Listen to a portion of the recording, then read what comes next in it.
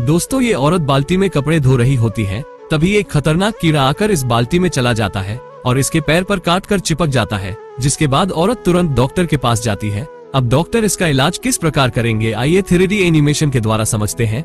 लेकिन उससे पहले राम का नाम लेकर वीडियो को एक लाइक और चैनल को सब्सक्राइब कर देना और कमेंट में जय श्री राम जरूर लिखना। सबसे पहले डॉक्टर आग से जलाकर चिपके हुए कीड़ों को छुटा देते हैं। फिर डॉक्टर एक मेडिकल कटर से फोड़ों को फोड़कर मेवाज को बहा देते हैं। उसके बाद डॉक्टर एक चिमटी की सहायता से पैर में पड़े हुए कीड़ों को पकड़कर निकाल देते हैं और फिर डॉक्टर एक बहुत ही असरदार दवाई पूरे पैर पर लगा देते हैं। फिर कुछ समय बाद औरत का पैर ठीक हो जाता है।